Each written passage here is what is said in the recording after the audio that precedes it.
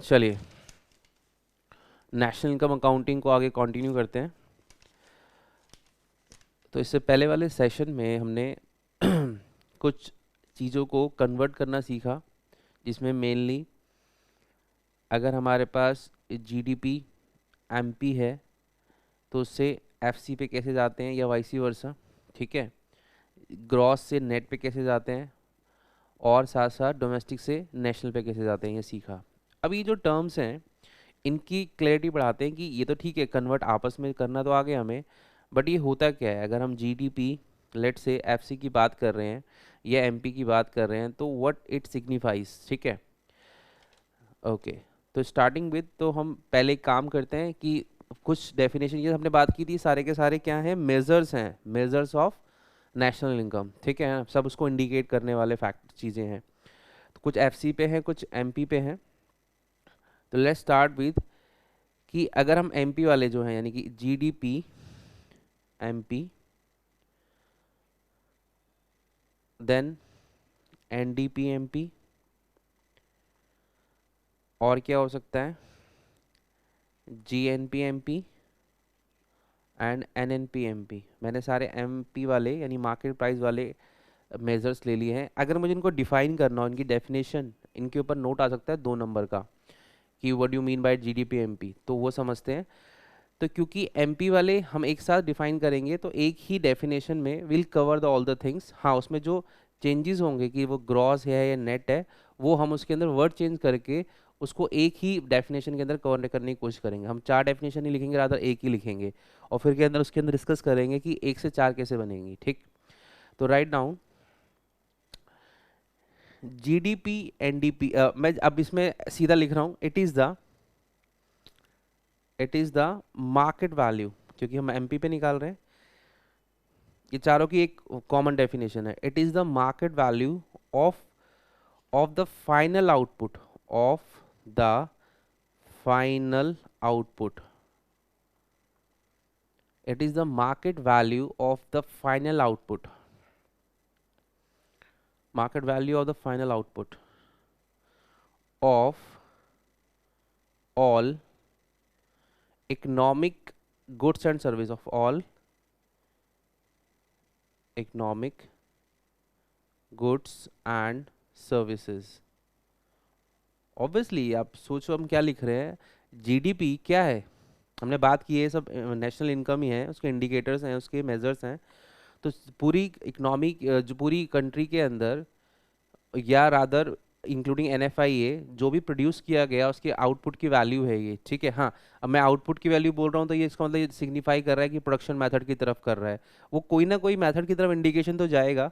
But ultimately हमें बात करनी है कि जैसे हमने रफली बात की थी कि पूरी कंट्री में जो भी प्रोडक्ट बनाया जाएगा वो नेशनल इनकम है, या जो कमाया जाएगा वो नेशनल इनकम है, या फिर जो खर्च किया जाएगा वो नेशनल इनकम है, ठीक है। तो ये उसी तरफ बता रहा है कि it is a market value of all the, market value क्यों आया, क्योंकि हम एमपी के ऊपर बात कर रहे हैं, ठीक है। It is the market value of all the final output of all economic goods and services gross।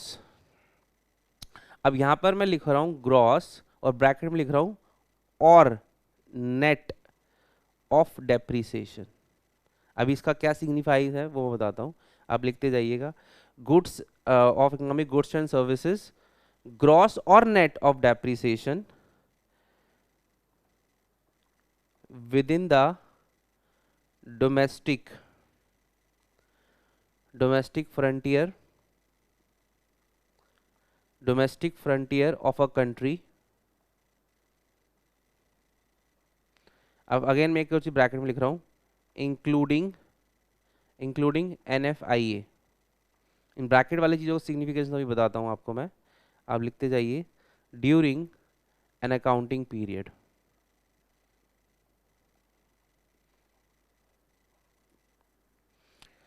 अब आपको मैंने कहा ना कि 4 चीज़ों की एक ही डेफिनेशन है, तो कुछ ना कुछ वर्ड में चेंज तो करना पड़ेगा ना, इससे लेकिन हमारी मेहनत बचेगी, हम एक ही डेफिनेशन करेंगे। तो लेट से अगर जीडीपी एमपी आता है, जीडीपी एमपी, जीडी मतलब G stand for gross and D stand for domestic, तो मैं डेफिनेशन कैसे करूंगा, it is the market value of the final output of all economic goods and services. अब क्योंकि मेरे को ग्रॉस डी की डेफिनेशन, मुझे इसकी डेफिनेशन चाहिए, इसकी, तो मैं और नेट लिखूंगा ही नहीं, मुझे ग्रॉस चाहिए तो मैं लिखूंगा gross and services gross of depreciation with in the domestic frontier of a country. Again सुनना, अब मैं बोल रहा हूँ मुझे चाहिए जीडीपी, तो डी मतलब डोमेस्टिक, तो मुझे बाहर वाला चाहिए ही नहीं, तो मैंने क्या लिखा, with in the domestic territory of a frontier of a country, और ये इंक्लूडिंग एनएफआई में लिखूंगा ही नहीं ड्यूरिंग एन अकाउंटिंग पीरियड। आप कुछ समझ पा रहे हैं? अब अगर इस सेकंड डेफिनेशन पे आओ, इसमें क्या चेंज आया, मैं ग्रॉस से नेट पे चला गया, ग्रॉस से नेट पे, बाकी सब सेम है। तो इस बार बताना definition, it is the market value of the final output of all economic goods and services. इस बार ग्रॉस लिखूंगा? ऑब्वियसली नहीं, क्या लिखूंगा, net of depreciation with in the domestic frontier of a country. Again D पे जाना है, D पे जाना है, इंक्लूडिंग एनएफआई नहीं आएगा ड्यूरिंग एन अकाउंटिंग पीरियड। अब जरा जीएनपी एमपी पे आना, इस बार ग्रॉस पे वापस, यानी डेप्रिसिएशन चाहिए, ग्रॉस ऑफ डेप्रिसिएशन, लेकिन इस बार नेशनल चाहिए, नेशनल। तो देखो, it is the market value of the final output of all goods and services gross of depreciation within the domestic frontier of a country including NFI। I think you got it। क्योंकि आप देख रहे हैं एक ही master definition से हमने तीसरा भी से भी कवर कर लिया, और अगर एनएनपी एमपी होता तो बता सकते हैं, अब तो आपको आई थिंक पता लग गया होगा। It is the market value of the final goods output of all economic goods and services net of depreciation within the domestic frontier of a country including NFIA। तो इसलिए ये और नेट या including NFI bracket में डाला है कि आपको किसकी डेफिनेशन लिखनी है ऊपर चारों में से, वो वर्ड आप चेंज कर लेंगे। अगर आपको ग्रॉस चाहिए तो ग्रॉस ऑफ डेप्रिसिएशन लिखेंगे, नेट वर्ड को इग्नोर कर देना। अगर आपको डोमेस्टिक चाहिए तो आप इंक्लूडिंग एनएफआई को इग्नोर कर देंगे, बट अगर आपको एनएनपी चाहिए यानी एन चाहिए तो इंक्लूडिंग एनएफआई कर देंगे। तो that becomes a one definition for all the four above. ठीक है ना? अच्छा, ठीक है। अब इनमें से कुछ वर्ड हैं जो हमें सीखने भी हैं इस डेफिनेशन के through. Market value, we know that कि मार्केट वैल्यू और एफसी में क्या डिफरेंस होता है, तो हमने देखा मार्केट वैल्यू में वो टैक्सेशन, इनडायरेक्ट टैक्सेशन और सब्सिडी का इन्फ्लुएंस हम ले लेते हैं, तो वो तो हमें समझ में आता है। इसमें कुछ वर्ड्स हैं जो सीखने हैं।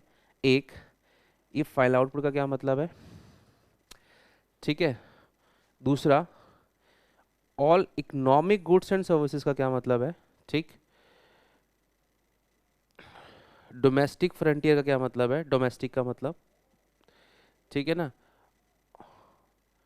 और अकाउंटिंग पीरियड का मतलब भी हम कर सकते हैं। अब देखिए समझिएगा, पहले मैं रफली बोलता हूँ फिर हम इसको लिख भी लेंगे। फाइनल आउटपुट का मतलब ये है कि आपको पता है कि आपने कुछ बनाया, अभी वो इंटरमीडिएट स्टेज पर है, फिर फाइनल गुड्स बनाए। तो जब लेट से कार को बनाने में स्टील यूज़ होता है, कार को बनाने में स्टील यूज़ होता है, तो अगर मैं स्टील की वैल्यू को इंक्लूड करूंगा, फिर कार बनाऊंगा, फिर कार की वैल्यू को इंक्लूड करूंगा, तो डबल काउंटिंग हो जाएगी। तो क्या बोला जाता है कि आपको फाइनल आउटपुट की वैल्यू लेनी है, तो यानी इंटरमीडिएट गुड्स जो हैं, जो बीच में जो यूज़ हुए हैं, उनको इग्नोर करना है, क्योंकि ऑब्वियसली जो फाइनल आउटपुट आप ले रहे हो उसमें वो वैल्यू आई जाएगी। आप समझ पा रहे हैं? आपने कोई चीज़ बनाई, उसमें इलेक्ट्रिसिटी यूज़ हुई, अब इलेक्ट्रिसिटी यूज़ हुई वो इंटरमीडिएट गुड्स की तरह यूज़ हुई, फिर आपने जो चीज़ बनाई उसमें ऑब्वियसली उसकी कॉस्ट है, तो अगर आपने वो जो आउटपुट आया उसकी वैल्यू ले ली, तो फिर आप इंटरमीडिएट को इग्नोर करो। अगर आप वो भी लोगे तो डबल काउंटिंग हो जाएगी, इसलिए हम क्या लेंगे, हमेशा फाइनल आउटपुट लेंगे। आपने फ्लोर से बिस्किट बनाया, अब अगर आप फ्लोर की वैल्यू लोगे तो अगेन बेसन लिया आपने, कोई भी चीज़ इस तरह की ली, वीट लिया, तो अगर आपने वीट ले रहे हो और फिर बाद में आप आउटपुट की वैल्यू ले रहे हो तो डबल काउंटिंग होगी। तो आई थिंक आपको क्या बोलना चाह रहा हूँ समझ गए होंगे कि फाइनल वैल्यू लेनी है आपको, ठीक है। तो एक बार लिख लेते हैं, let's write down meaning of final output, यानी इस डेफिनेशन में काफ़ी चीज़ सीखने लायक है। लिखिएगा, फाइनल आउटपुट की वैल्यू लिख लीजिएगा। Final output means output which is not converted into something else, which is not converted something else. आप समझ पा रहे हैं? यानी कि जो अल्टीमेटली कंज्यूम होगा वो फाइनल आउटपुट है, यानी कि जो किसी और चीज़ में कन्वर्ट नहीं होगा, क्योंकि अगर कन्वर्ट हो गया तो फिर वो तो इंटरमीडिएट हो गया ना। तो यानी कि सिंपल डेफिनेशन क्या हो गई, final output means output which is not converted into something else, ठीक है। अब फाइनल आउटपुट जो होता है या तो वो खुद कंज्यूम हो जाता है या किसी चीज़ में काम आता है। जैसे मान लीजिए मशीनरी है, मशीनरी, प्लांट मशीनरी, और वो एज इट इज़ कंज्यूम नहीं होती, बट वो फाइनल आउटपुट ही कहलाएगी, क्योंकि वो तो किसी चीज़ के साथ यूज़ होती है, ठीक है, किसी चीज़ को बनाने में यूज़ होगी, बट है तो वो फाइनल आउटपुट ही, ठीक। ओके। तो बाय डूइंग दिस हम ये क्या कर सकते हैं, अच्छा हम ये फाइनल आउटपुट की वैल्यू क्यों लेते हैं, जिससे हम क्या चीज़ अवॉइड कर सके, डबल काउंटिंग। तो आप साथ साथ लिख सकते हैं कि final output means output which is not converted into something else, साथ साथ we take only final output to avoid double counting, double counting ना हो। ये ऑब्जेक्टिव माइंड में क्लियर रहेगा कि क्यों लेते हैं फाइनल आउटपुट, तो इसलिए साथ में लिखवा दिया। साथ साथ अगर आपसे पूछ लिया जाए कि फाइनल आउटपुट तो ये है, तो फिर इंटरमीडिएट गुड्स क्या होता है वो भी लिख लीजिए, इसी डेफिनेशन से निकल रहा है वैसे वो। इंटरमीडिएट गुड्स और consumption refers to raw material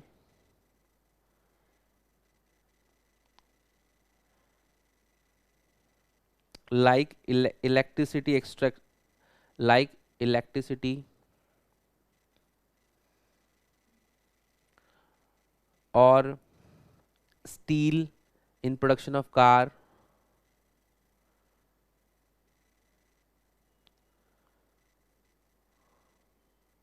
or wheat in production of bread,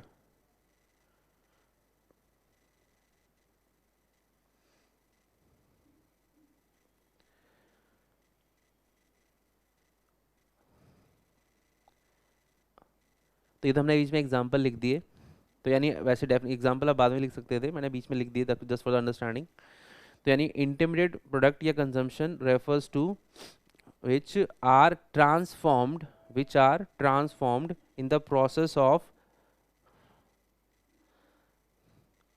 in the process of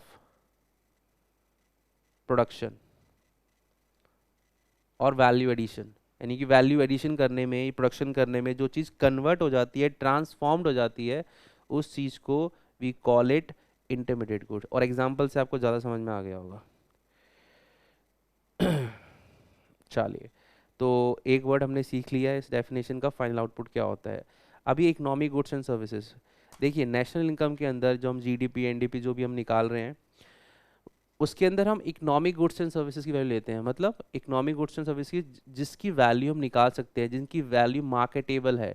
there are some goods and services जिसके अंदर यूटिलिटी तो जनरेट होती है, बट उनकी वो वैल्यू मार्केटेबल नहीं है। एग्जाम्पल, अगर लेट से घर में मदर ने या वाइफ ने काम किया, तो यूटिलिटी तो जनरेट हुई है, बट क्या उसको आप वैल्यू कर सकते हैं? नो, तो वो नहीं आएगा। आपने किसी की हेल्प की, किसी को पढ़ाया लेट से, लेकिन विदाउट फी, तो यूटिलिटी तो जनरेट हुई, बट उसको आप काउंट नहीं कर सकते। नेशनल इनकम के अंदर हम बात कर रहे हैं, तो नेशनल इनकम के अंदर हम सिर्फ वही गुड्स एंड सर्विसेज की वैल्यू लेंगे जो इकोनॉमिक है, ठीक। तो इकोनॉमिक गुड्स एंड सर्विसेज का मीनिंग लिख लीजिएगा। Economic goods and services refers to activities involving production which are marketable. The same way you can derive the definition of non-economic goods and services. What is this? Are those activities which are not marketable, marketable, that is marketable नहीं है, मतलब not ascertainable, you cannot calculate it, market value नहीं निकाल सकते। Example, services of mother, housewife,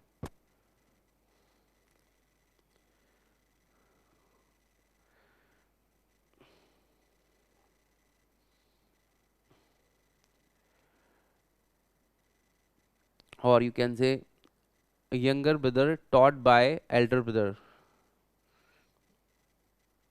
ध्यान रखना इन सब में यूटिलिटी तो होती है बट मार्केटेबल नहीं है, you can not certain the value, calculate the value. Okay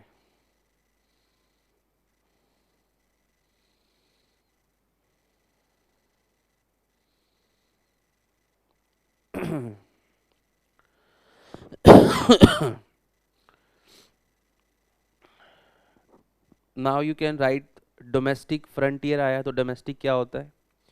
हालांकि मैंने पिछले सेशन में डोमेस्टिक का मतलब आपको समझाया था, जो इंडिया के अंदर प्रोड्यूस होगा वो सब डोमेस्टिक में आएगा, और जो इंडियंस द्वारा होगा चाहे यहाँ या बाहर वो अपना नेशनल में आता है। बट फिर भी लिख लीजिए, domestic refers to production, domestic refers to production, कौन सी प्रोडक्शन को डोमेस्टिक बोलेंगे आप?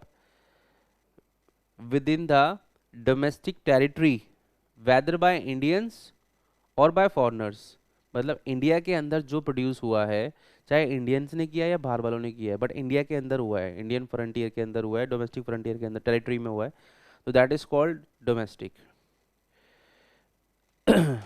ठीक है ना?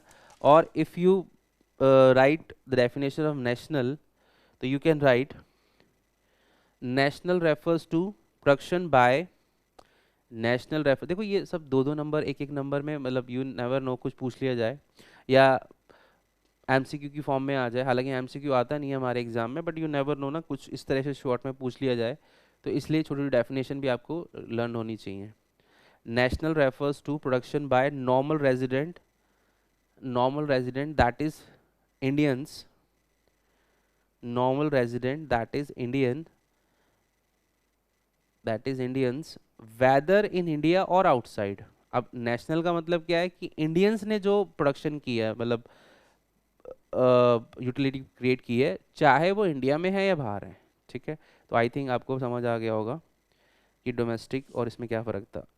ये तो हमने फॉर्मूले की सेंस में भी किया है कि अगर आप डोमेस्टिक में NFIA ऐड कर देंगे तो ऑब्वियसली आप नेशनल पे पहुंच जाएंगे।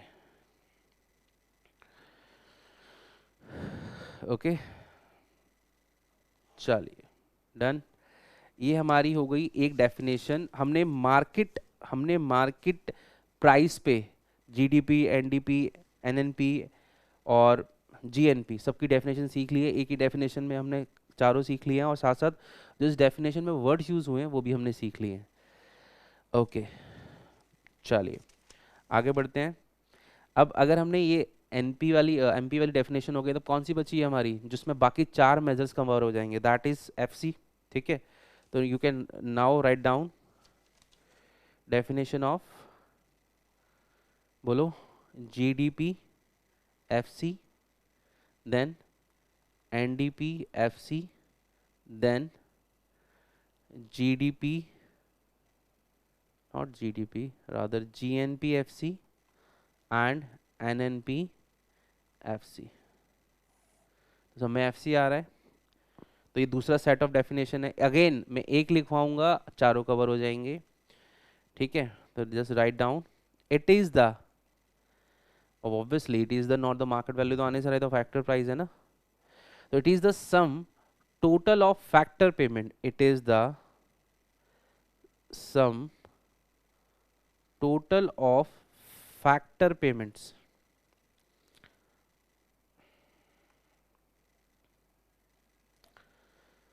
it is the sum total of factor payments to primary factor of production, primary factors of production, यानी जो प्राइमरी फैक्टर ऑफ प्रोडक्शन होते हैं, यानी कि लैंड, लेबर, कैपिटल, एंटरप्रेन्योर, उनको जो फैक्टर पेमेंट की जाती है, उन सब के टोटल को आप क्या बोलते हो? GDP FC, अगेन NDP, और वो अगेन G और N का डिफरेंस आप समझ ही गए, वो दोबारा से इसमें वैसे सिग्निफाई होगा।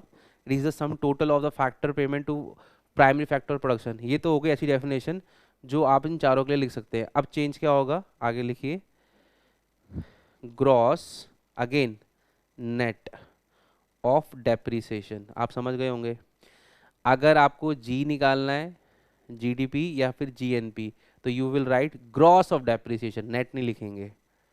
ठीक है, और depreciation for all the production, for all the production, मैं थोड़ा रफ लिख रहा हूँ तो आप जो मैं बोल रहा हूँ उसके ऊपर लिखते जाइएगा। For all the production carried out,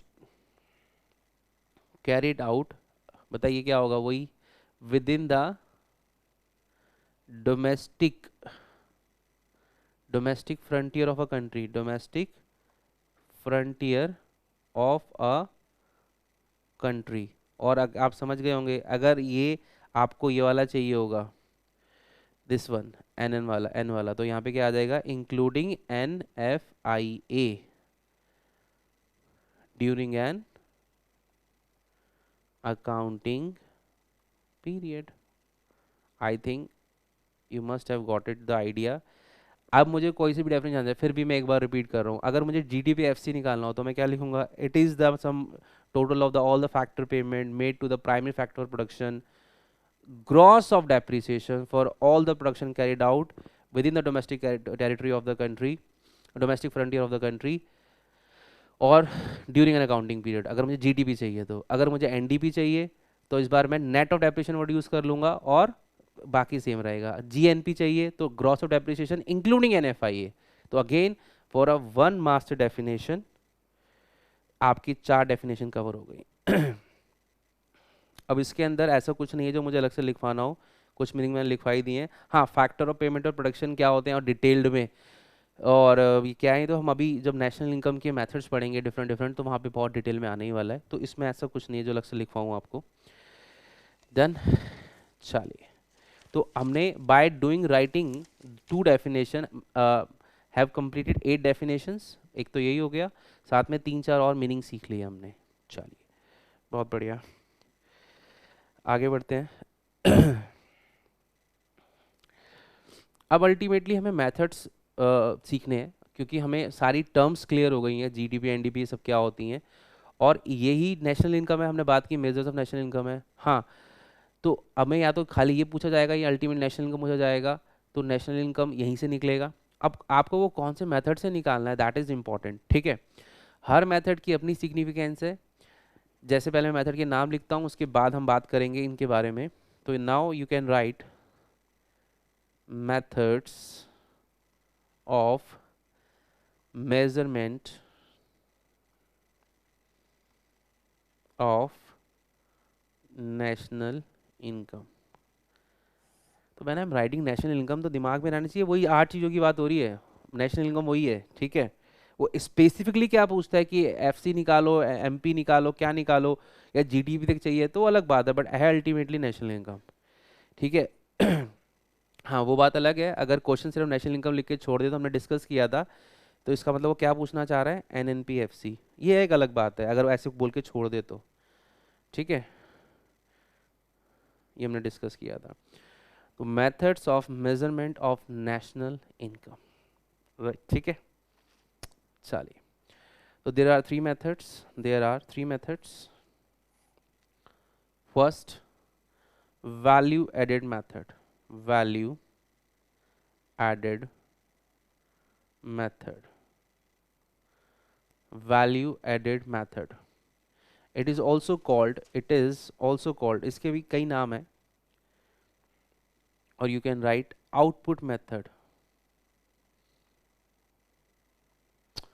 rather one more, production method, value added method, output method और production method, ठीक। देन दूसरा मेथड कौन सा है अपना, दूसरा मेथड आप लिखें इनकम मेथड, इनकम मेथड, और it is also called distribution method, distribution method।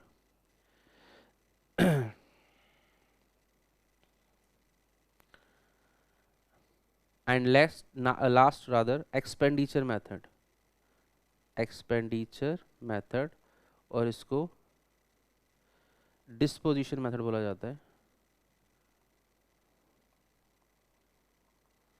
ठीक है। तो आपके 3 मेथड्स हो गए, आपके 3 मेथड्स हो गए। पहला वैल्यू एडेड मेथड और आउटपुट मेथड, और you can right production method. Third one is, second one rather, income और डिस्ट्रीब्यूशन. और तीसरा एक्सपेंडिचर मेथड और डिस्पोजिशन रादर, और भी ज़्यादा यूज़ होता है डिस्पोजल मेथड. आपको अगर शुरू में जो बताया था, अगर आप उसको थोड़ा अटैच कर पाए इसके साथ, जैसे कि जो भी कुछ बनाया जाएगा, मैंने बोला था नेशनल इनकम निकालने के 3 तरीके हैं कि या तो जो सब कुछ बनाया उसको ऐड कर दो, तो वो ये वाला मेथड है, प्रोडक्शन मेथड जो बनाया, ठीक है. फिर उसको डिस्ट्रीब्यूट, जिन्होंने बनाया उनको पेमेंट की गई, इनकी इनकम हुई, उन सबको ऐड कर दो, इनकम मेथड या डिस्ट्रीब्यूशन मेथड, डिस्ट्रीब्यूट हो गया, ठीक है. और अल्टीमेटली जो उनके पास आया उन्होंने उसको खर्च किया, तो एक्सपेंडिचर मेथड या डिस्पोजल मेथड, डिस्पोजल करना यानी खर्च करना. तो डिस्ट्रीब्यूशन हो गया, डिस्पोजल हो गया, तो नाम अलग अलग हैं. ऑब्वियसली नेशनल इनकम तो सेम ही आएगी, आप किसी मेथड से निकालिए. कौन से सेक्टर में कौन सा यूज़ होता है वो भी हम एक बार लिखेंगे बाद में, कि तो क्वेश्चन आता है कि हमारी कंट्री में कौन सा यूज़ होता है. हम तीनों ही मेथड यूज़ करते हैं, तीनों साइमल्टेनियसली यूज़ होते हैं. क्यों तीनों यूज़ होते हैं, किसी इंडस्ट्री के लिए कौन सा अच्छा है, तो वो भी हम लिखेंगे. तो इसलिए हमें तीनों यूज़ करने पड़ते हैं. हर मेथड में थोड़ी सी क्या है, लिमिटेशंस है. तो हम हर चीज़ को उस पर नहीं लगा सकते कि सारे चीज़ों के लिए एक ही मेथड लगा दें. तो इसलिए हम जो जिसके लिए सूटेबल होता है वो उसके लिए हम यूज़ कर लेते हैं, ठीक है. तो रादर चलो मैं आपको लिखवाई देता हूँ साथ साथ, इसी के साथ इन जो आपने मेथड के नाम लिखे हैं ना, उसी के नीचे लिख लिए, उसी के नीचे लिखिएगा एक चीज़. उसी के नीचे लिखिएगा, write down,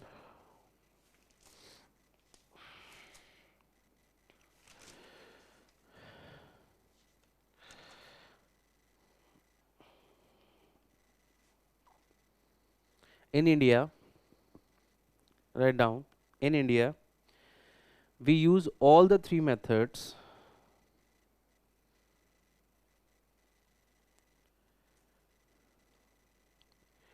In India, we use all the three methods simultaneously. हम तीनों मेथड एक साथ यूज करते हैं. In India, we use all the three methods simultaneously as it provides a three-dimensional view of the economy. As it provides a three-dimensional view of the economy.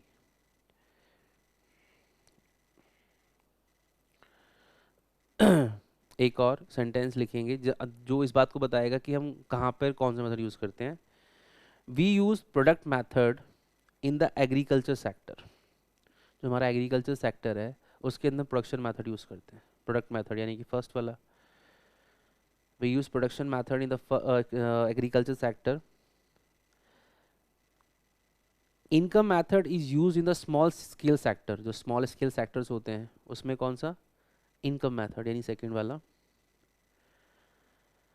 While expenditure method is used in the construction sector. While, तो ये भी, इस पे भी 2 number का question बन सकता है कि कौन से सेक्टर में कौन सा सूटेबल है, कि सूटेबिलिटी बताओ कि कौन से सेक्टर में कहाँ यूज़ होता है. तो क्या आप समझे, प्रोडक्शन मेथड कहाँ पर, एग्रीकल्चर में, स्मॉल स्केल में इनकम, और अगर हम कंस्ट्रक्शन की बात करें तो आपका एक्सपेंडिचर मेथड. तो ठीक है, तीनों मेथड के नाम हमने सीख लिए और ये कहाँ कहाँ यूज़ होते हैं सीख लिए, और ये भी सीख लिया कि हमारी कंट्री में तीनों यूज़ होते हैं साइमल्टेनियसली. चलिए, okay, now we move forward. अब हम वन बाय वन तीनों मेथड्स को सीखेंगे और फिर इसके ऊपर हम क्वेश्चंस भी करेंगे ऑब्वियसली. तो स्टार्टिंग विद, सबसे पहले value added method. Value added method, और यू कैन से क्या, आउटपुट मेथड, और एक नाम और भी था, प्रोडक्शन मेथड. देखिए नाम से पता लग रहा है वैल्यू एडिड मेथड, यानी कि जो वैल्यू एडिशन हुआ है, ये आपकी जो पहली वाली डेफिनेशन लिखवाई थी, it is the value of market price of all the final output. कि हमने बोला हम इंटरमीडिएट को नहीं लेते, हम फाइनल आउटपुट को लेते हैं. तो हम 20 वाली चीज़ को इग्नोर करते हैं क्योंकि हमें सीधा नेट वो चाहिए होता है. यानी कि किसी चीज़ को बनाने में 100 रुपये तक वो पहुंचा, लेकिन उससे पहले उसमें 60 रुपीज़ का रॉ मटेरियल लगा था, तो हम 60 को ना लेके सीधा 100 को लेंगे, तो फाइनल आउटपुट जो होगा वो लेंगे, तो उसमें वैल्यू एडिशन जो हुआ है अल्टीमेटली वो लेते हैं हम। ठीक है, वैल्यू एडिड मेथड, कितना वैल्यू ऐड हुआ है, कितना नेट इंक्रीमेंट हुआ है वैल्यू प्रोडक्शन में, वो हम लेते हैं। आउटपुट मेथड भी बोला जाता है और प्रोडक्शन मेथड भी बोला जाता है। ठीक है। तो इसको करने का क्या तरीका होता है, हमें क्या निकालना होता है, gross value added. Gross value added निकालते हैं हम इसके अंदर by the 3 sectors of economy, यानी तीन इकोनॉमी, हमारे जो 3 सेक्टर्स हमारी इकोनॉमी में, उस तीनों सेक्टर्स को, यानी मैं इंडियन इकोनॉमी की बात कर रहा हूँ, उसको आपको पता है हम 3 सेक्टर में बांट सकते हैं। सबसे पहले प्राइमरी सेक्टर, देन सेकेंडरी, और उसके बाद टर्शरी सेक्टर। तो Indian economy can be divided into 3 parts, primary sector, secondary and tertiary sector. तो जो प्राइमरी सेक्टर है, लाइक एग्जाम्पल एग्रीकल्चर, एग्रीकल्चर आ गया, इसमें माइनिंग आ गई, these are primary sector. Secondary में सारा मैन्युफैक्चरिंग जो भी होती है, मैन्युफैक्चरिंग, और टर्शरी में सारी जो सर्विसेज होती हैं। ठीक है, तो एक इकोनॉमी को 3 सेक्टर में डिवाइड किया सकता है, प्राइमरी, सेकेंडरी और टर्शरी। अब अगर मुझे वैल्यू एडिड निकालना है, वैल्यू एडिड निकालना है मुझे, तो मैं क्या करूँगा, तीनों के वैल्यू एडिशन को ऐड कर दूंगा, ग्रॉस वैल्यू एडिड, तीनों को जोड़ दूंगा।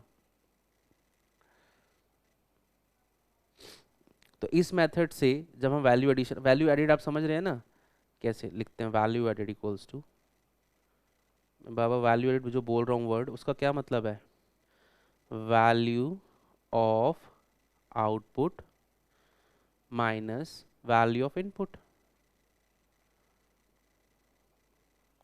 सिंपल है, मैंने कोई चीज़ 100 रुपये की बनाई, तैयार हुई वो 100 रुपये की, लेकिन उसको बनाने में इंटरमीडिएट गुड्स लगा था, कंजम्पशन हुई होगी, रॉ मटेरियल लगा होगा, दैट कॉस्ट 60 रुपीज़, तो एडिशन कितने का हुआ, 40 रुपीज़ का। तो value of output minus value of input is the gross value added. वो हर सेक्टर की, जैसे कि मान लीजिए मैं तीनों सेक्टर्स का ऐसे दे रखा है कि इस सेक्टर में इतना वैल्यू, इतना आउटपुट हुआ, इसमें इतना इनपुट लगा, इसमें इतना, ऐसे सबका हम वैल्यू एडिड निकाल लेंगे और सबको ऐड कर देंगे, तो that become gross value added, gross value added. ठीक है। तो जब हम आउटपुट, हम इस वाले मेथड से, वैल्यू एडेड मेथड से, यानी आउटपुट मेथड से या प्रोडक्शन मेथड से हम निकालते हैं, तो इससे हमारा डायरेक्टली क्या निकलता है, ये जो वैल्यू एडिशन निकला है, इसको और मैं किस नाम से जान सकता हूँ, जीवीए। जीवीए क्या है, ग्रॉस वैल्यू एडेड, और you may right gross domestic product. जब इसको मैं करूँगा हर सेक्टर को इस तरह से करके, जो आंसर आएगा वो आएगा जीडीपी, एमपी, एट एमपी, क्योंकि हम जो वैल्यू लेते हैं कि जो ऐड जो निकल के आया वो मार्केट प्राइस पे आता है सीधा, तो जी जीडीपी एमपी निकल जाएगा। अब अगर जीडीपी एमपी आपके पास आ गया, इससे जीडीपी एमपी आ गया, तो ऑब्वियसली अब आपको इसको जीएनपी में कन्वर्ट करना है या एनएनपी में करना है, वो तो सब हमें आता है, वो हम पहले ही सीख चुके हैं। इसलिए मैंने बोला था जो हमने लास्ट सेशन में सीखा है वो बहुत काम आने वाला है। लेकिन अल्टीमेटली अगर हमने वैल्यू मेथड लगाया, हमारे पे अगले अगले अभी हम क्वेश्चन करेंगे इसके, तो उससे जो आंसर निकलेगा वो क्या आएगा, बाय डिफॉल्ट जीडीपी एमपी आएगा, जीडीपी एमपी आएगा। तो value of output minus value of input.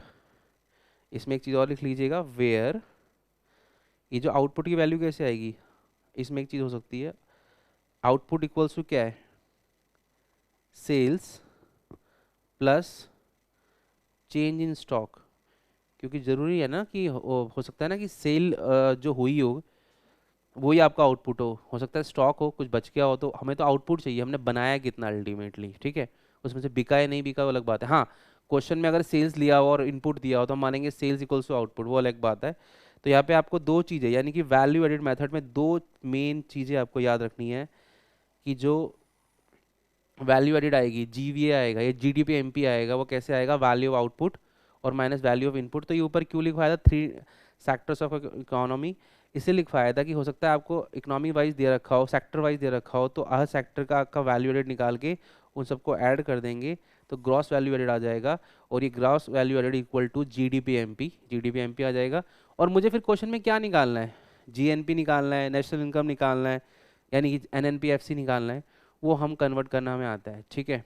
और इनपुट की वैल्यू तो ऑब्वियसली क्वेश्चन बताएगा, आउटपुट बताएगा, या फिर वो हमें सेल्स और स्टॉक के बारे में बताएगा। चेंज इन स्टॉक आप समझ गए होंगे कि जो क्लोजिंग माइनस ओपनिंग होगा वो चेंज इन आपका स्टॉक होगा, ठीक है। और अगर डेफिनेशन वाइज हम देखें वैल्यू एडिड का मतलब क्या है, तो आप लिख सकते हैं ये भी नीचे, वैल्यू हमें बोला है वैल्यू एडिड लेनी है हमें, तो वैल्यू एडिड का मतलब क्या है, value added refers to, value added refers to the process of converting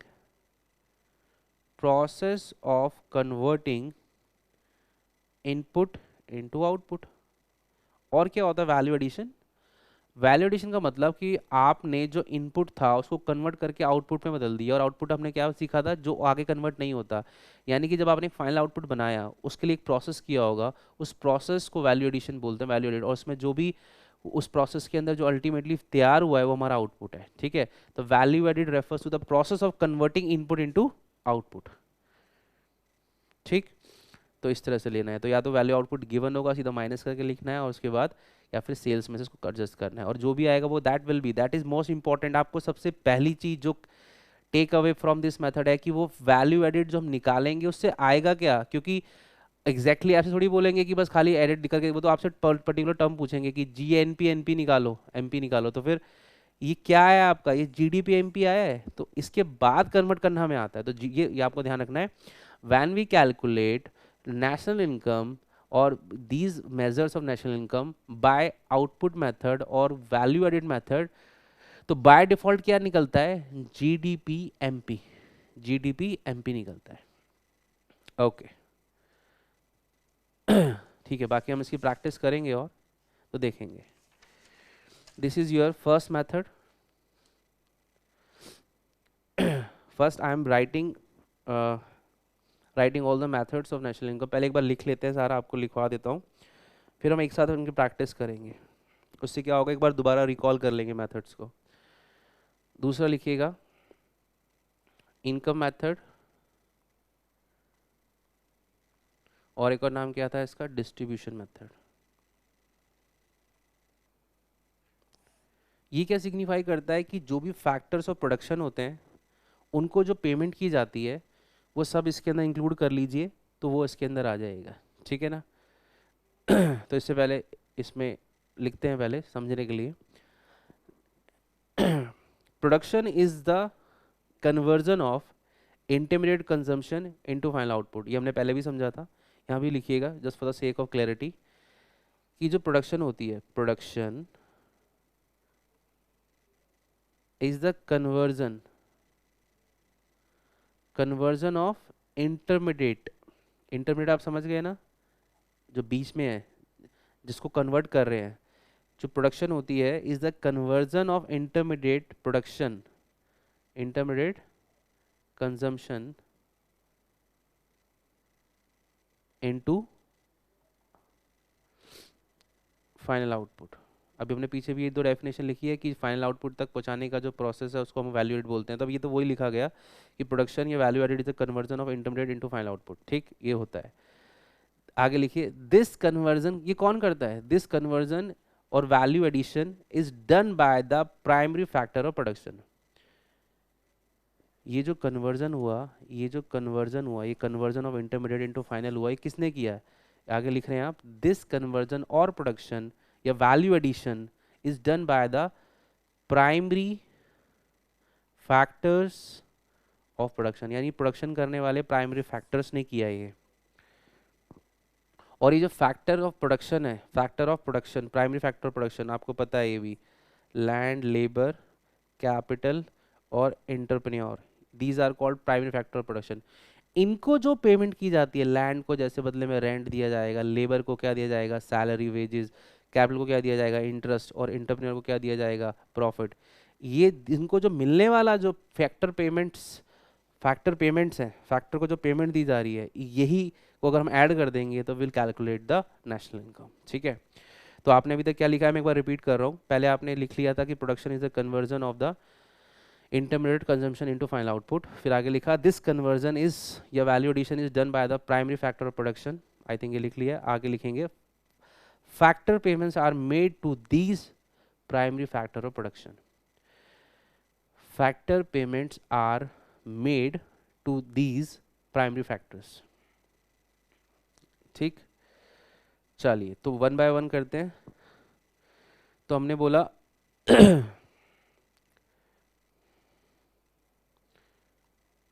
factors of production।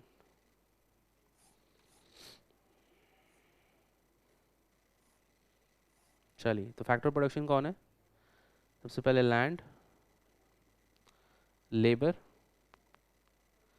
Capital, entrepreneurship, these are the factor of production. इनको क्या पे होता है, अब इस पे आते हैं, that is the main thing. अब इसको क्या क्या पे होता है? लैंड को क्या पे होता है बताइए? लैंड को पे होता है रेंट, तो ये इसका पार्ट हो गया। ठीक, रेंट हमें लेना है, लेकिन रेंट तो एक ठीक है ब्रॉड फिगर हो गई। इसके अंदर और क्या क्या आता है तो इसमें लिखिएगा इट इंक्लूड्स, इसमें लिखना है आपको it includes imputed rent। what is the word? imputed rent, you must have heard the word। जो मेरे द्वारा सेल्फ ऑक्यूपाइड हाउसेज हैं, ऑफिसेज हैं, वो मैं जो खुद ही यूज़ कर रहा है एक एंटरप्रेन्योर, अपना ही, किसी को रेंट नहीं दे रहा। अगर मैं अपने प्राइमेसीज में पढ़ा रहा हूँ, अगर मैं अपने प्राइमेसीज में पढ़ा रहा हूँ तो मैं किसी को रेंट नहीं दे रहा, बट इसका मतलब क्या वो नहीं आएगा? वो आएगा। उसका इम्प्यूटेड रेंट जो होता है वो उसके अंदर शामिल किया जाता है। It includes imputed rent of self occupied houses, लिखिएगा ऑफ सेल्फ occupied properties।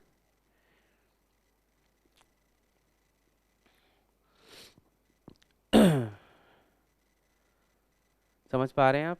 तो लैंड, ऑब्वियसली लैंड पे क्या मेन आता है? रेंट आएगा। रेंट जो प्रमा फेसी है वो तो है ही, इम्प्यूटेड रेंट भी आएगा। इम्प्यूटेड रेंट मतलब जो खुद को आप अब खुद की प्रॉपर्टीज में आप काम कर रहे हैं उसका रेंट हो गया।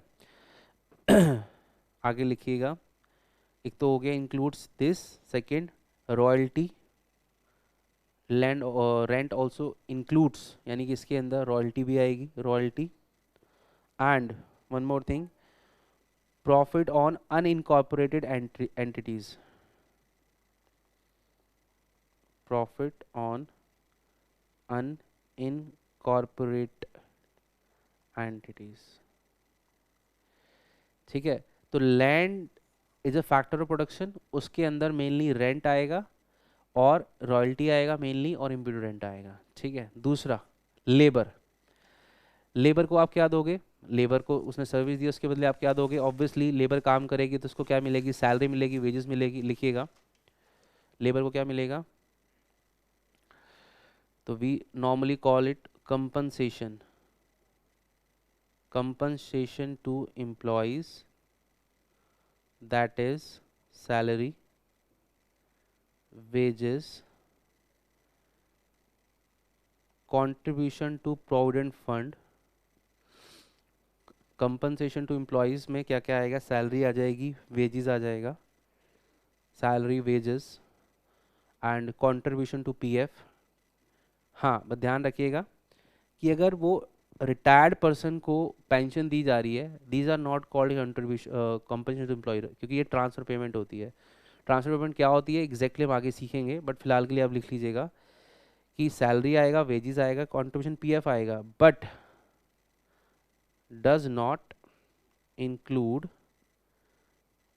पेंशन। लिखिएगा, but does not include pension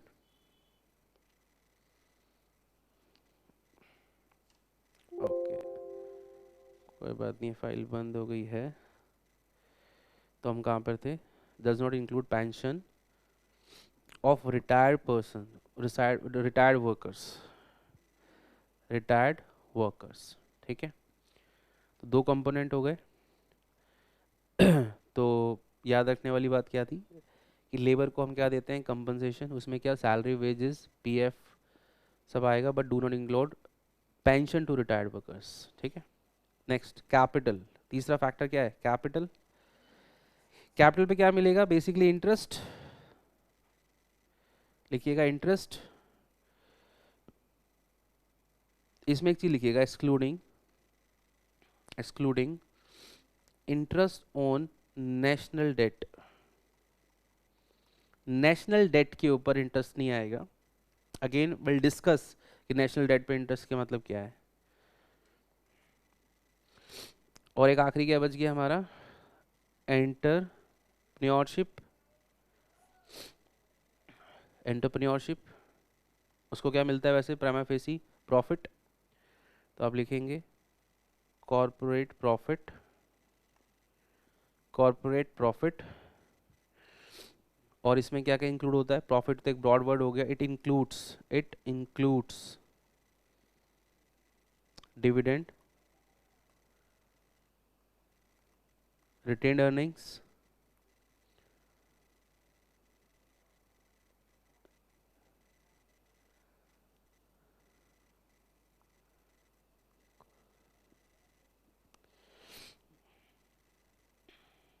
ठीक है, retained earnings, profit of government enterprises, profit of government enterprises, corporate tax. Basically ये साथ में इसके आना चाहिए था। ये जो तीन वर्ड हैं, प्रॉफिट क्या का ही तो पार्ट होता है डिविडेंड, रिटेन्ड अर्निंग और या कॉर्पोरेट टैक्स, कॉर्पोरेट टैक्स। तो ये आएगा, गवर्नमेंट एंटरप्राइज का प्रॉफिट दिया है वो भी आएगा। ठीक है, ओके। तो अल्टीमेटली जब हम इनकम मेथड्स को में सारे फैक्टर प्रोडक्शन की पेमेंट को ऐड करेंगे तो हम पहुँचते कहाँ हैं, दैट इज़ इम्पॉर्टेंट, ध्यान रखना। हम पहुँचते हैं सीधा NDPFC पर बाय डिफ़ॉल्ट। अब आप बोलोगे ये अचानक से जी की जगह एन क्यों आ गया, सिंपल सी बात है, जब हम कोई भी मेथड कर रहे हैं तो उसमें ग्रॉस अगर जी आ रहा है तो हम ये मान रहे हैं कि उसमें डेप्रिसिएशन माइनस नहीं हुआ है, बट अगर एन आ रहा है तो वी आर एज्यूमिंग कि उसके अंदर डेप्रिसिएशन माइनस हो गया है। तो यहाँ पर जब हम प्रॉफिट लेते हैं ना, इस फैक्टर हमने प्रॉफिट लिया ना एक, जो जो एंटरप्रेन्योरशिप का हम क्या ले रहे हैं, फैक्टर पेमेंट ले रहे हैं, वो हम प्रॉफिट ले रहे हैं। तो उस प्रॉफिट में एज्यूम किया जाता है कि प्रॉफिट निकालते वक्त हमने डेप्रिसिएशन माइनस कर दिया, that is by calculating NDFC. तो बाय डिफॉल्ट अगर क्वेश्चन ने बोला है नहीं किया तो अलग बात है, अदरवाइज हम नॉर्मली क्या मान रहे हैं, एनडीपी आएगा। और ये क्या आएगा, एफसी। ध्यान देने वाली बात है, these are factor payments obviously. तो फैक्टर पेमेंट तो कॉस्ट पे आती है, तो फैक्टर कॉस्ट पे आएगा। ठीक है, तो अल्टीमेटली क्या बना चारों फैक्टर पेमेंट। तो उसमें से जो एक फैक्टर पेमेंट है कौन सा, लेबर को हम क्या देते हैं, कंपनसेशन, कंपनसेशन टू एम्प्लॉयज़ लेते हैं। इसमें क्या क्या था हमने सीख लिया है, क्या था, सैलरी, वेजेस, पीएफ वगैरह सब चीज़ था। ठीक है, अब उसके अलावा क्या बचता है हमारा, लैंड को रेंट, एंटरप्रेन्योर को प्रॉफिट और लेबर को सॉरी कैपिटल को इंटरेस्ट। तो उन सबको तीनों को मिला के बोला जाता है ऑपरेटिंग सरप्लस, ऑपरेटिंग सरप्लस। तो बेसिकली ऑपरेटिंग सरप्लस क्या है, अगर मैं रेंट को, इंटरेस्ट को और प्रॉफिट को ऐड कर दूं तो दैट बिकम्स ऑपरेटिंग सरप्लस। ठीक, तो अल्टीमेटली वही लिखा है। ये कौन से वाला पार्ट हो गया, एम्प्लॉय वाला यानी कि लेबर वाला, और तो और क्या होता है, लैंड वाला हो गया रेंट, कैपिटल वाला हो गया इंटरेस्ट, एंटरप्रेन्योर वाला हो गया प्रॉफिट। इन दोनों तीनों कलेक्टिवली क्या बोल रहे हैं, operating surplus.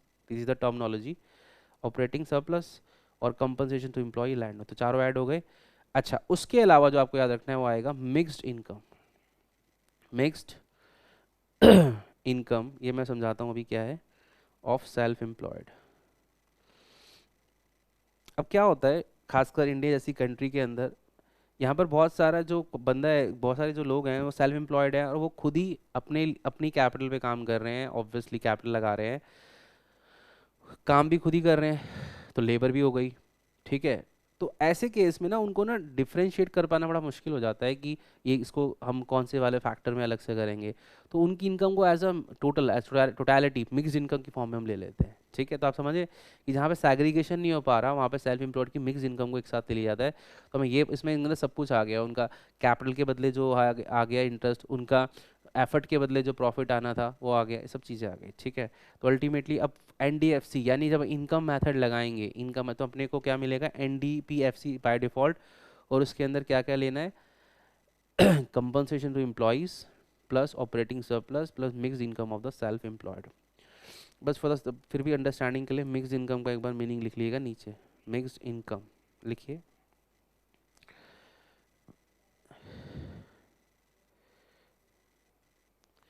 In countries like India, in countries like India,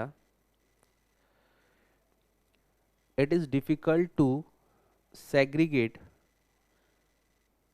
labor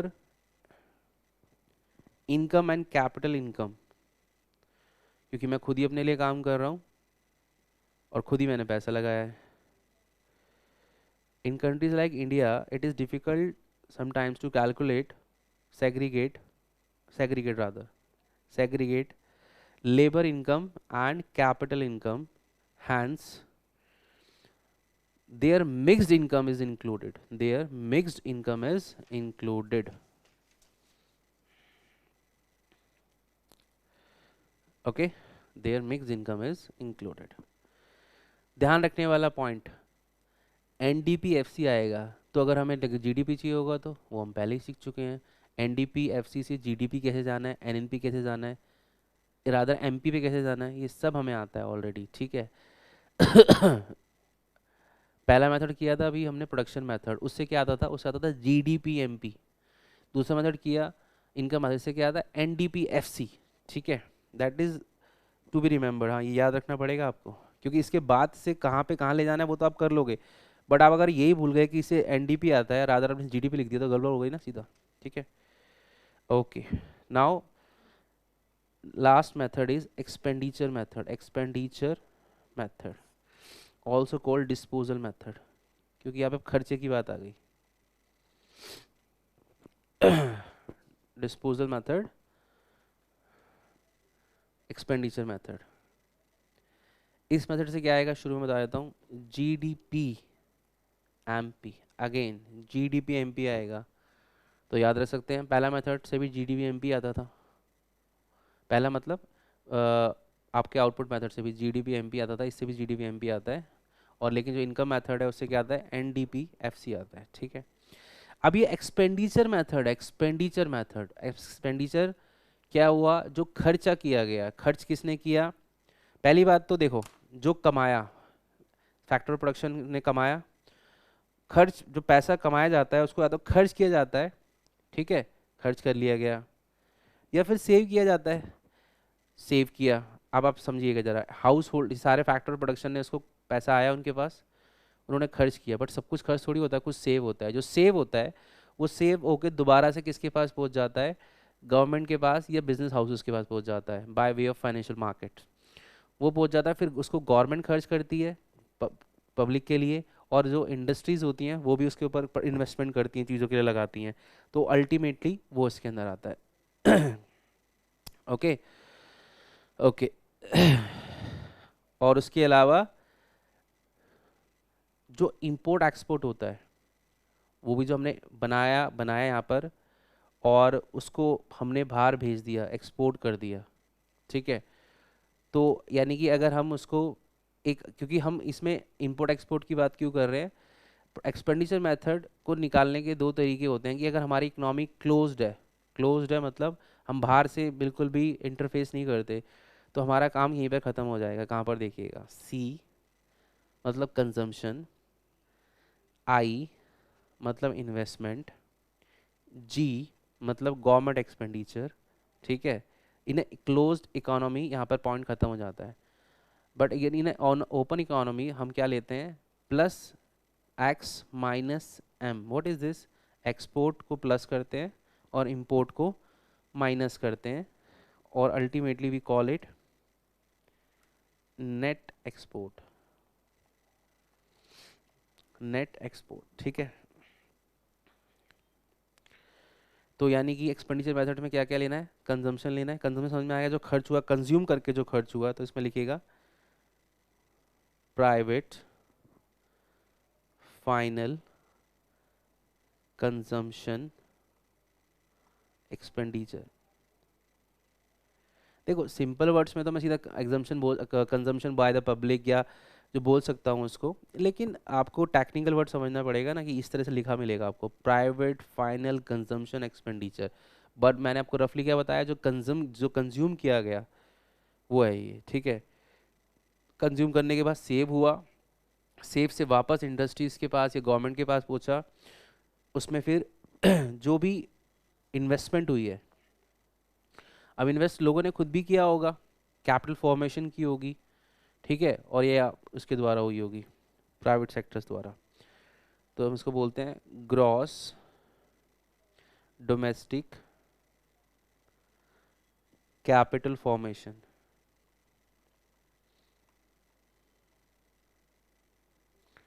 ठीक है। और अगर सिंपली क्या लिखा हुआ है, ग्रॉस इन्वेस्टमेंट, आप एक वर्ड पे ध्यान दे रहे हैं, यहाँ पर जो इन्वेस्टमेंट ली जा रही है वो ग्रॉस ली जा रही है, देखिए ग्रॉस, ग्रॉस।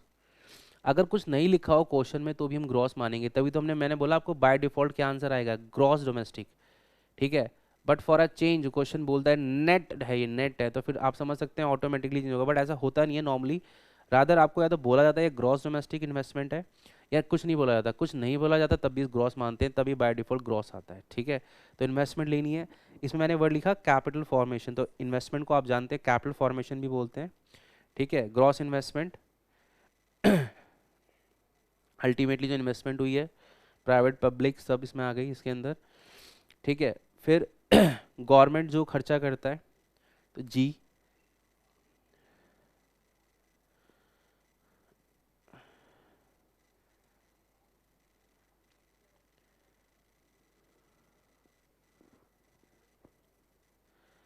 ये एक्चुअली जो टर्म्स हैं वो सीएसओ ने दिए हैं, सेंट्रल स्टैटिस्टिकल ऑर्गेनाइजेशन, तो इसलिए हम वो टर्म्स भी सीख रहे हैं कि अगर आपको क्वेश्चन में वो दिखी मिलेंगी तो आपको उसको ऐसे यूज़ करना है। इसमें लिखिएगा government, government final consumption expenditure, जो गवर्नमेंट खर्चा कर रही है, गवर्नमेंट फाइनल कंजम्पशन एक्सपेंडिचर। इसमें भी एक चीज़ ध्यान रखिएगा, एक्सक्लूडिंग ट्रांसफर पेमेंट्स,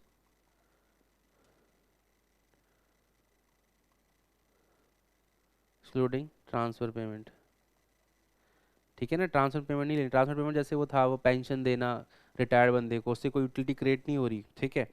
तो एक्सक्लूडिंग, एक्सक्लूडिंग ट्रांसफर पेमेंट वो नहीं आएगा गवर्नमेंट के एक्सपेंडिचर में, ठीक है, एक्सक्लूडिंग ट्रांसफर पेमेंट्स। और ये मैं आपको बता ही चुका हूँ, plus import, plus export minus import, यानी नेट एक्सपोर्ट लेना है।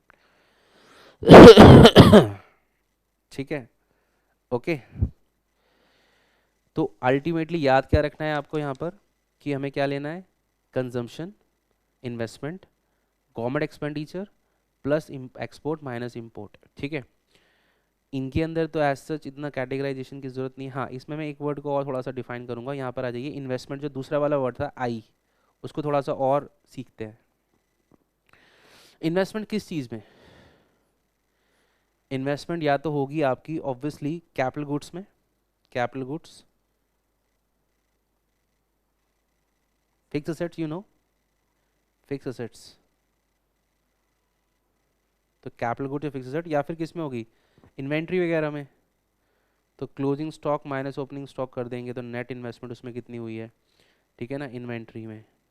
तो दो बातें पहले तो ये समझ ली हमने, इन्वेस्टमेंट जो होगी वो तो कैपिटल गुड्स में होगी, वो भी लेनी है, और जो स्टॉक में हुई है वो यानी कि वर्किंग कैपिटल के फॉर्म में, इन्वेंट्री के फॉर्म में नेट करके वो भी लेनी है हमें, ठीक है, ओके। चलिए, तो और मैंने वो बता ही दिया कि अगर आपको इन्वेस्टमेंट बता नहीं रखा कि वो कैपिटल क्या है, कैपिटल है, सॉरी वो आपकी ग्रॉस है या नेट है, तो आपको क्या लेना है, ग्रॉस लेना है। तो कैपिटल इन्वेस्टमेंट या तो कैपिटल गुड्स या फिर इन्वेंट्री इन्वेस्टमेंट। अब इन्वेस्टमेंट को कैटेगराइज किया हुआ है सीएसओ ने, ठीक है। इन्वेस्टमेंट की कैटेगरी बना रखी है, इन्वेस्टमेंट कितने तरह की हो सकती है। वो तो ठीक है कि वो कैपिटल गुड्स में होगी या इन्वेंट्री में होगी, बट किस किस फॉर्म में होगी, कौन कौन करेगा, उसके नाम क्या है, तो इसमें लिखिएगा पहला पब्लिक इन्वेस्टमेंट। ये हम क्यों लिख रहे हैं, क्योंकि आपको अलग अलग नाम से दे रखा होगा, पब्लिक इन्वेस्टमेंट। दूसरा बिजनेस इन्वेस्टमेंट। तीसरा residential construction investment, residential construction आपने अपने रहने के लिए बनाया है। एंड लास्ट इज वही इन्वेंट्री इन्वेस्टमेंट। तो ये वर्ड आपको याद रखने हैं, पहला पब्लिक, दूसरा business, public business investment, residential. Basically अगर मैं इसको ऐसे बोलूँ तो ये पब्लिक इन्वेस्टमेंट कौन करेगा, government. Business investment business organisations कर रही हैं, रेजिडेंशियल कंस्ट्रक्शन हम लोग कर रहे हैं पर्सनली, और इन्वेंट्री इन्वेस्टमेंट, ठीक है। और ये इन्वेंट्री वाली तो कोई भी कर सकता है, बिजनेस वाला ही करेगा मेनली। वो नोट लिख लीजिएगा, note if it is not mentioned that investment is gross or net, it is then it is taken as gross। तभी अपना आंसर क्या आएगा, जीडीपी एमपी आएगा, इससे किसे, एक्सपेंडिचर मेथड से। ओके तो हमने तीनों मेथड्स का मतलब समझ लिया, उसका क्वेश्चन कर लिया, बेसिकली क्वेश्चन नहीं किया, मतलब उसको इलस्ट्रेट इन द वे कर लिया है कि क्या क्या चीज़ें ऐड और लेस करनी है, क्या करना है उसके अंदर। ऑब्वियसली हमें इसकी भी काफ़ी प्रैक्टिस करनी है, तब जाके ही हमारे को माइंड में आएगा। बट ये पता लग गया कि कौन सा मेथड क्या देता है। तो जो आपका पहला मेथड था, फर्स्ट, कौन सा फर्स्ट बताइए, प्रोडक्शन मेथड, उससे क्या निकलता है, जीडीपी एमपी। फिर इनकम मेथड, ये निकालता है एनडीपीएफसी। और जो आपका लास्ट एक्सपेंडिचर मेथड, वो भी जीडीपी एमपी निकालता है, और इसे कन्वर्ट करना हमें आता है, ठीक है। तो we have done all the three methods. In next session will be doing question from these methods, और इसमें इसके अंदर हमें एक्सपर्टाइज बनानी है, क्योंकि हमारा जो प्रैक्टिकल क्वेश्चन है वो एक यहीं से आएगा, ठीक है। चलिए, ओके।